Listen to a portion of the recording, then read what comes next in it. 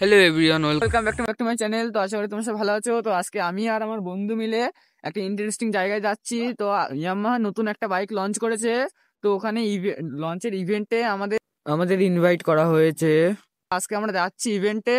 তো ওখানে গিয়ে তোমাদের সাথে বাইকটা দেখাচ্ছি। তো চলো। তো বন্ধুরা, আমরা এখন রেডি এবং আমাদের MT-15 নিয়ে বেরিয়ে পড়েছি শোরুমের দিকে।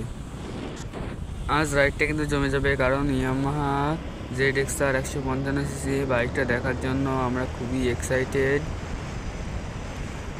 তোমরা কে কে ইয়ামাহার বাইক চালাতে পছন্দ করো বা তোমাদের কোন বাইক প্রিয় সেটা কমেন্টে জানাতে ভুলো না। আর হ্যাঁ, শোরুমে পৌঁছেই আমরা বাইকটার ব্যাপারে আরও ডিটেলসে কথা বলবো।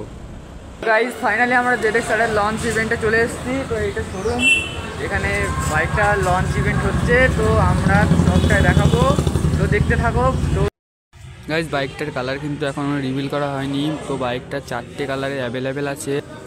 সো গাইজ, বাইকটার কালার কিন্তু ফাইনালি রিভিল করা হলো। তো বাইকটা কেমন লাগছে তোমরা সবাই প্লিজ কমেন্টে বলো। বাইকটা কিন্তু অসাধারণ ডিজাইন, ক্লাসিক্যাল ডিজাইন দেওয়া হয়েছে।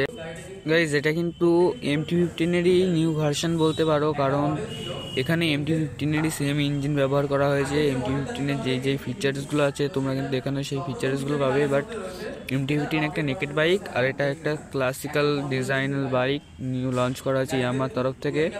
বাট সেরকম কিছুই ডিফারেন্ট নেই। MT-15 আর এটা সেম ইঞ্জিন আছে।